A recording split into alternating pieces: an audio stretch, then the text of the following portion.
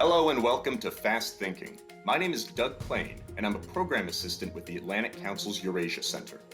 On June 16th, a top-level meeting in Geneva between US President Joe Biden and Russian President Vladimir Putin will cap off Biden's first foreign tour, in which the president plans to rally the world's democracies around the principles and norms that have kept transatlantic bonds stable and the world secure for decades. President Putin has spent years working to destabilize and weaken those bonds and has created conflict around the world, interfering in Western elections, continuing to wage a war on Ukraine to stop it from joining that community of democracies, and now supporting Belarusian dictator Alexander Lukashenko as his people demand change. This presidential meeting could be the start of a new phase in US-Russia relations, which are at their lowest point since the height of the Cold War. On today's edition of Fast Thinking, we're looking at who has the most to gain from this presidential meeting. Will Biden get the stabilization he wants, or will Putin come out looking as powerful as ever?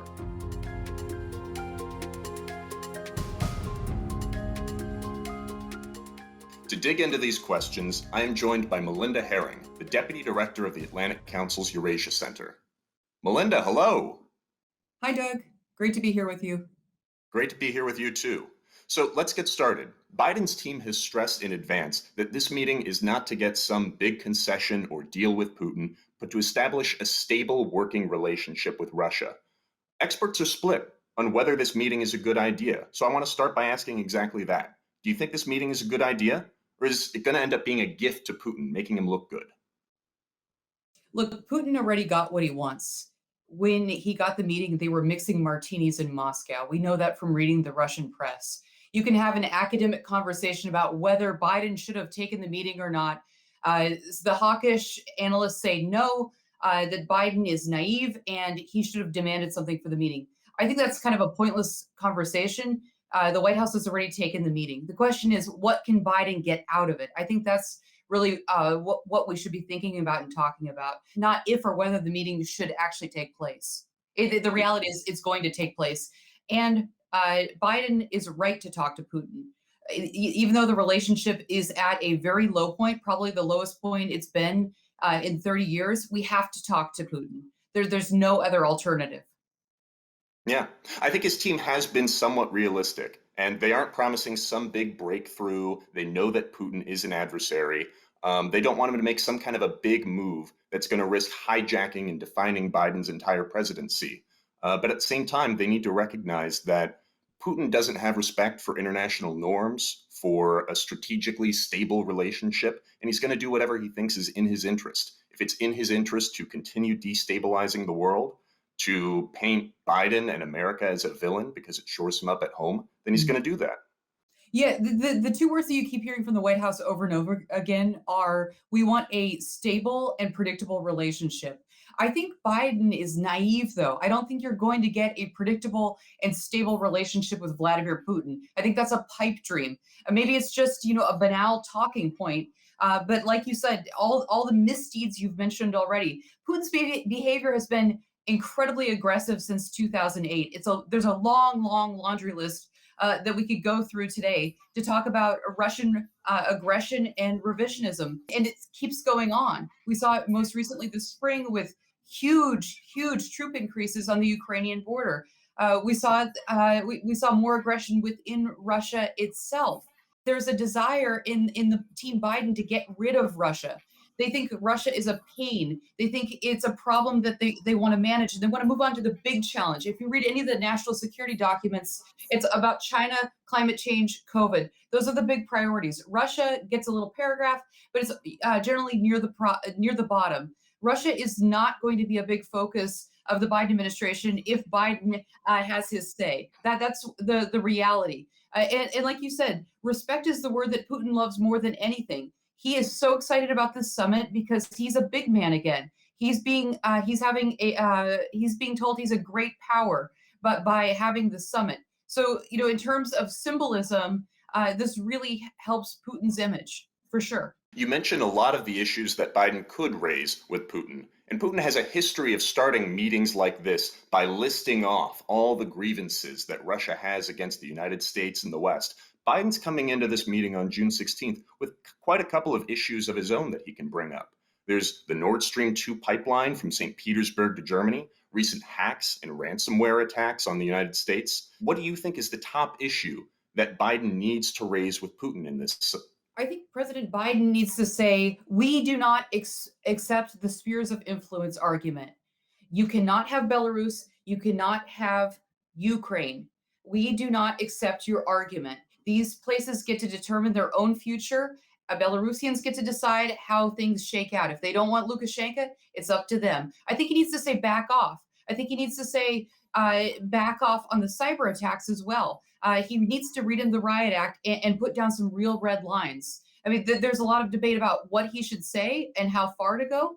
I'm not a cyber expert, so I'm not going to go there, but it has to stop. We've seen many, many more cyber attacks even after Biden agreed to the summit. I don't get it. Yeah, the fact that these have continued to happen almost seem like a preamble. This is what is setting the table for this meeting, that Putin is going to continue doing what he wants, setting the agenda for himself, and that he doesn't care if it harms relations or takes us into a lower state of relations between the United States and Russia. He's I don't. okay with that. Yeah, but it really can't get much worse, can it? I mean, Knock on wood. relations are at a pretty much an all-time low. You talk to any expert or even the White House, no one has any expectations for the summit. No one thinks that anything is of substance is going to come out of it. There's one possibility. There's a possibility that the Russians and the Americans will make some progress on a strategic stability dialogue. I don't think it's going to happen. I think that both sides are going to air their grievances, like you said. But Doug, I'd be curious, what do you think? Do you think that there's anything possible might come out of this that would be productive?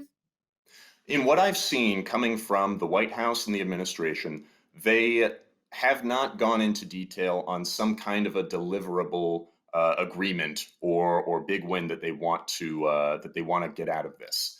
The deliverables that they've set out are just setting the agenda, saying that we are going to take a look at how to cooperate on climate change, maybe taking a look at counterterrorism operations together. Just we're going to talk about talking about things. And maybe that is the start of a relationship that will be less chaotic, that will have lower risk of Putin and the Kremlin doing something that's going to hijack Biden's presidency, like interfering in a US election or invading Ukraine.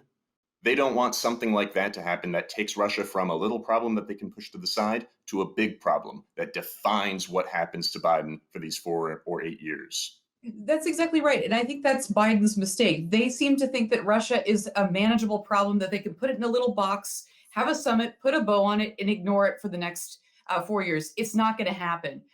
Vladimir Putin is very unpredictable. We don't know what he's going to do next. And if you've been watching and paying attention to his behavior since 2008, it's only gotten increasingly aggressive and worse. And the West has to stand up to him.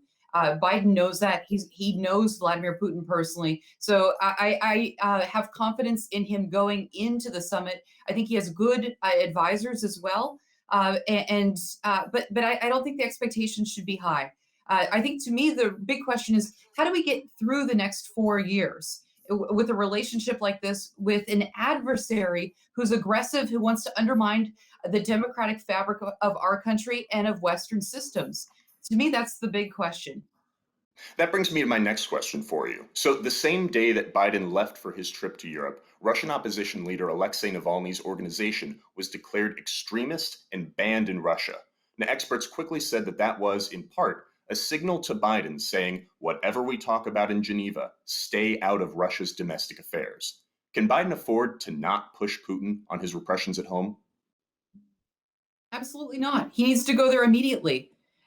I think that President Biden has an opportunity to say that my administration will be one where we support democracies. The Russian people want something different, and they don't have an opportunity to vote for real political parties. We know that the system is throttled and that real opposition parties can't come through. Vladimir Putin and his thugs tried to kill Alexei Navalny, and President Biden was really good on that point. He spoke out very, very firmly. I think Biden needs to continue to speak out firmly. And I think, especially on this point, President Biden needs to hold the tech companies accountable and insist that YouTube stay on in Russia and hold the tech companies firm. Doug, the Russian opposition really, really depends on YouTube. Russian media is completely controlled, and the opposition can't get on any major stations. So the response has been to try to play and fiddle with things on the margins. There was a throttling of Twitter before, and the Russian government is putting a lot of pressure on YouTube. Uh, and the Russian opposition absolutely needs access to YouTube. So that would be one thing that I would encourage President Biden to push on is to make sure that these guys have access to YouTube. Yeah, and not just the Russian opposition that needs access to YouTube. Everybody in Russia needs access to free and open information, something that the Kremlin is making tougher and tougher to get all the time with their crackdowns on independent media. You're right. So there's an interesting question. Putin doesn't want any opposition, and the opposition needs access to media to spread its messages. So how much can he throttle the internet? We know that YouTube is very, very popular in Russia, and people like to watch funny videos, right? Something like 80% of users are watching just sort of fun content, cat videos, dog videos, fun stuff. And then 20% of users are probably political users. So they're calculating the Kremlin right now. How far can we go? And they have Duma elections this fall. They have parliamentary elections this fall. It would be stupid to throttle YouTube or to clamp down on YouTube before those elections. So I think that the political calculation is they can't get away with it yet, but it's something they would very much like to do. And they very much admire the Chinese model and would like to close that space. Yeah, and I think broadly speaking, with the human rights issue in Russia, the United States, its soft power was at its best during the Cold War when we pushed on human rights and inspired people behind the Iron Curtain to demand better treatment for themselves. Putin's repressions are veering back towards what we saw in the Soviet Union. It's got no place in the 21st century. So pushing on human rights was effective then. If we stick to our guns, I think it could be effective now. I can make the argument though that it's going to get even worse. I mean, we're looking at something that it looks like neo-Stalinism, honestly. The kind of tactics that they're employing, and there's a fortress mentality in Moscow for sure. It can get a lot worse. The kind of freedoms that Russians have are not something that we should take for granted. In Russia, this meeting makes Putin look good. Is Biden getting played here? Helsinki in 2018 was the last time that a meeting like this happened, and President Trump came out of that looking less than great. What does Biden need to do to make sure he doesn't mishandle Geneva? President Biden needs to speak out firmly in favor of the Russian people. He needs to make democracy and the pursuit of human rights a major thrust and theme. He needs to reject the spheres of influence argument over and over again. He needs to make the argument very strongly that Russians, Belarusians, Ukrainians, all people have the right to determine their own future, and that it's not a thug. He probably shouldn't use the word thug, but it's not Putin who gets to make these choices. I think that's the central message. And hopefully, President Biden will also push really hard to get some political prisoners freed as well. I think that would be really meaningful as well. Melinda, I'm in total agreement with you.